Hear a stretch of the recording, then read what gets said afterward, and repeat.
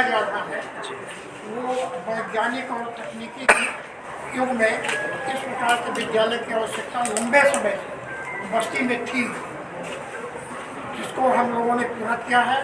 और अपेक्षा और आकांक्षा रही है कि हमारे क्षेत्र में ऐसा संस्थान हो जो अंतर्राष्ट्रीय मानकों पर खड़ा उतरा है। आज यह सपना साकार हो रहा है, जिससे बस्ती मंडल के लोगों को अत्यंत प्रसन्नता की अनुभूति हो रही है। हमारे बच्चों और बालकों को गुणवत्तापूर्ण शिक्षा के लिए बाहर नहीं जाना पड़ेगा। यह विद्यालय न केवल शिक्षा के उच्च मानकों को सुनिश्चित करेगा, बल्कि विद्यार्थियों के सर्वांगीण विकास में भी महत्वपूर्ण भूमिका निभाएगा। सर, जिले में ये भी देखा जा रहा है कि कई विद्यालय जो है अपने आप को नंबर 1 ही बताते हैं। क्या कुछ अलग जो है आपका विद्यालय करने वाला है? हिंदुस्तान में, पूरे भारतवर्ष में जीडी गोयनका का एक नाम है जी। कहने के लिए जो छोटे छोटे विद्यालय हैं वो भी अपने को नंबर 1 करेंगे जी। उनके बारे में कोई टिप्पणी नहीं। सर, आज के युग में शिक्षा बहुत ही महंगी होती जा रही है। इस कारण बहुत से ऐसे परिवार हैं जो शिक्षा का अभाव रहता है उनके जीवन में। हम लोगों ने तो ये भी रखा है जी। कि हम लोग तमाम बच्चों का फ्री एडमिशन किया है जी।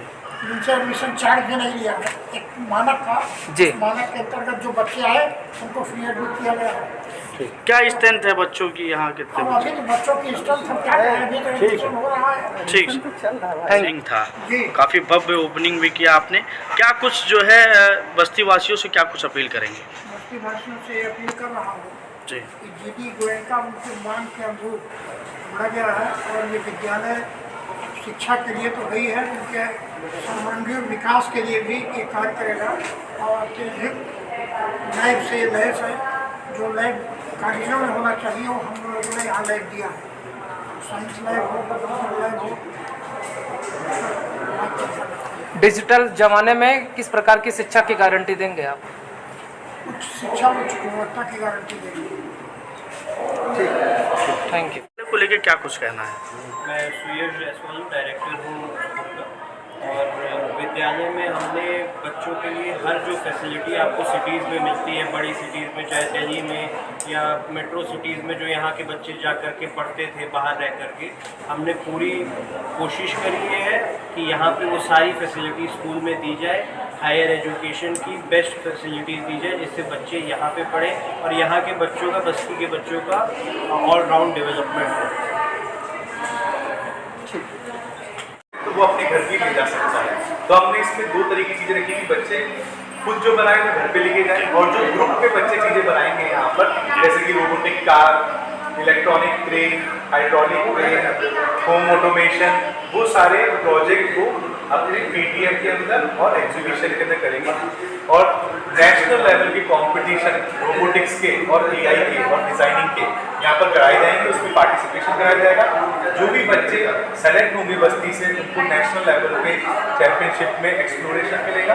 और साथ ही में हमारी कोशिश रहेगी कि जैसे इसरो, DRDO, इन सब जगह भी बच्चों को मौका मिले इंटर्नशिप करने का। क्या परिचय होगा सर आपका? आशीष मावल, मैं फाउंडर हूँ एरोबिका। नाम किसी भी इंट्रोडक्शन का मोहताज नहीं है, ये अपने में ही एक बहुत बड़ा नाम है। और हम अपने आप को बहुत सौभाग्यशाली समझते हैं कि जीडी गोयनका बस्ती में आया है। और हमारा मेन मकसद ये है कि हम अपने बच्चों को वो एजुकेशन दे सकें जो शायद एक बड़े शहरों में उपलब्ध है। और जैसे छोटे शहर होते हैं वहाँ पे वो फैसिलिटी अवेलेबल नहीं होती, लेकिन यहाँ पे जो जीडी गोयनका आया है वो सिर्फ एजुकेशन के ही पर्पस से नहीं आया है, बल्कि एक पूरे डेवलपमेंट के पर्पस से है, जो कि बच्चों के होलिस्टिक डेवलपमेंट की बात करता है, एक पर्सनालिटी डेवलपमेंट की बात करता है, उनको वो सुविधाएं देने की बात करता है जो हम सोच नहीं सकते। यानी कि जब हम बात करते हैं विद्यालयों की तो हम सिर्फ पुस्तकों की बात करते हैं, सिर्फ किताबें और ज्ञान, लेकिन उसके अलावा भी, उसके आगे भी एक दुनिया है जिसमें इन बच्चों को आगे निकल के जाना है और हम उसकी तैयारी करवा रहे हैं।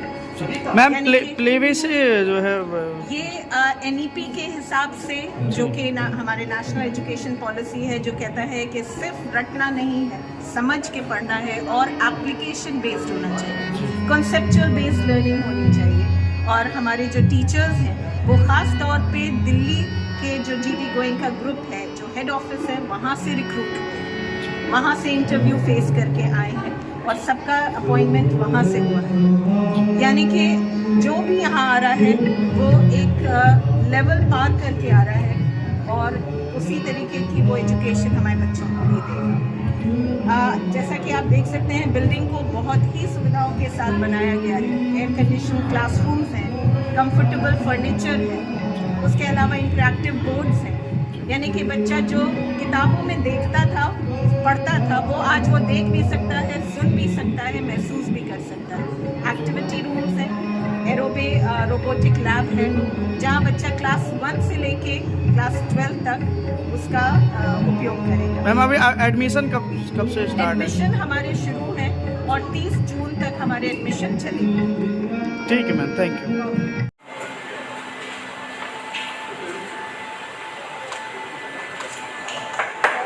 मेरा नाम आशीष है, मैं फाउंडर हूँ और एक नई और सेम बिल्डिंग में हमें इसको देखते ही बोला था कि ये लैब तो बस्ती के अंदर पहली बार आई थी और ये फर्स्ट टाइम है पूरी यूपी में इतना बड़ा स्किल लैब का सेंटर बना है। इसको अब CBSE में नाम दिया गया है कंपोजिट स्किल लैब का। तो कंपोजिट स्किल लैब अब क्लास 6 से कंपलसरी हो चुकी है, 12th क्लास तक।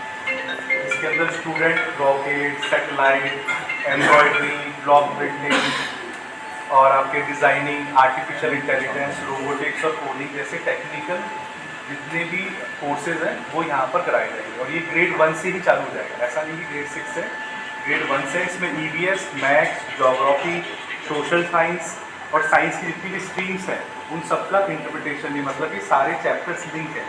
अभी तक क्या होता है, जब हम स्कूल में पढ़ते हैं तो जो भी किताब में लिखा हुआ है वो रियल लाइफ में कैसे यूज़ हो रहा है वो थोड़ा कन्फ्यूजन रहता है। इस लैब के अंदर स्टूडेंट को पूरी क्लैरिटी होगी कि हम EVS के अंदर जब टाइम चैप्टर पढ़ रहे हैं तो हम ब्लॉक कैसे बना सकते हैं, जब हम तो इस तरीके से हम इसमें चैप्टर लिंक कर रहे हैं, जिससे कि स्टूडेंट को क्लैरिटी हो जाए कि भविष्य में क्या करना चाहते हैं और किताब में जो लिखा हुआ है वो कैसे रियल लाइफ एप्लीकेशंस में लगता है। तो इसकी हमारी जो थीम है वो एयर, वाटर एंड लैंड है। इसका मतलब ये होगा कि जितनी भी चीज़ें हैं पूरे अर्थ में या तो हवा से रिलेटेड है या लैंड से रिलेटेड, जैसे भी हम इस रूम के अंदर उसमें आपको इंटीरियर डिज़ाइनिंग भी दिख रहा है, तो इंटीरियर डिज़ाइनिंग, फैशन डिज़ाइनिंग, ये सब भी इस कोर्स का पार्ट रहेगा। हाँ, तो अब इस तरफ हम चलते हैं।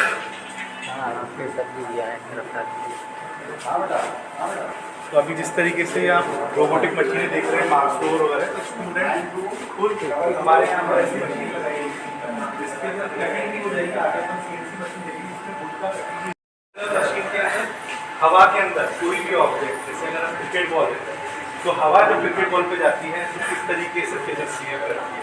वैसे अभी इसमें जो शेप रखी हुई है ये प्लेन की ही शेप है, जो रियल में प्लेन शेपिंग होता है उसका एक सेक्शन रखा हुआ है। तो इस मशीन में स्टूडेंट ये देख सकते हैं कि जो भी चीज़ हवा में फ्लोट करती है उसके ऊपर रियल में फिजिक्स कैसे काम लगती है। फिर हम आगे की तरफ आएंगे तो ये हमारा टूल सेक्शन रहेगा।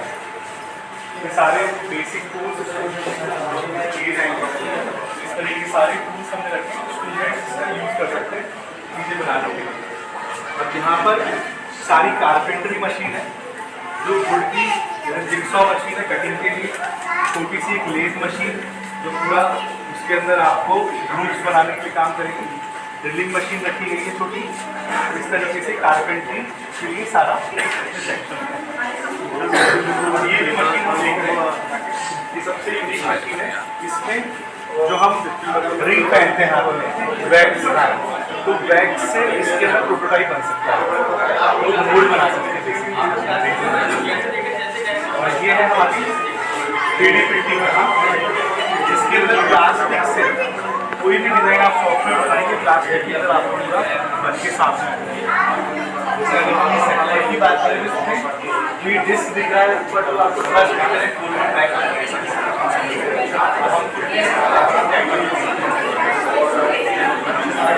यहाँ पर हम आ जाते हैं।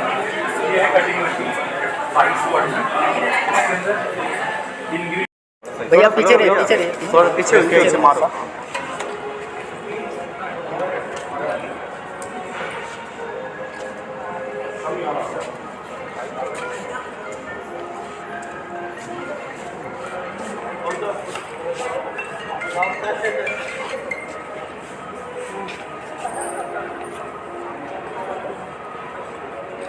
ऐसे सामने देख लीजिए थोड़ा सा।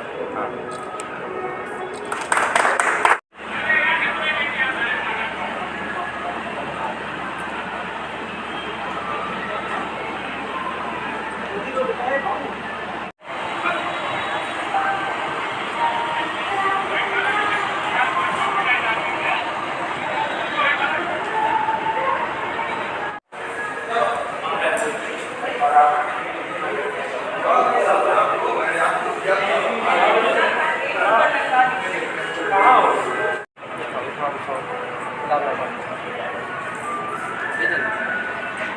और इधर निकाल रहे हैं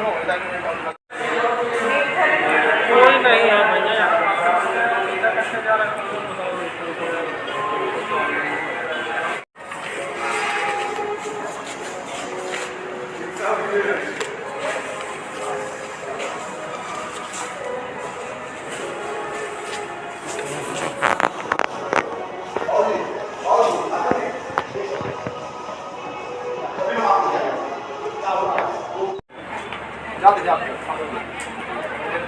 भैया।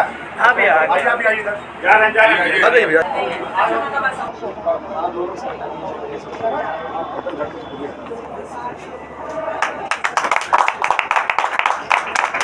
और ऐसे देख लीजिएगा एक बार। हाँ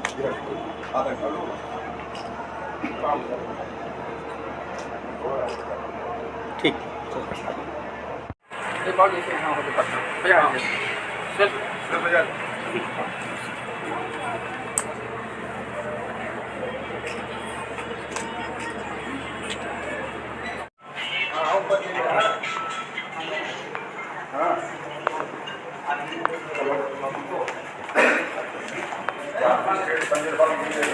ऊपर 12 से 13 जी बच्चे बना के बड़े प्रोजेक्ट्स हैं।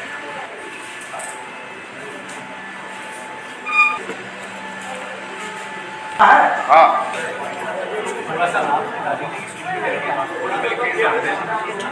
बता दीजिए कि लैब क्यों चालू करेंगे, इससे बस्ती में क्या होता है।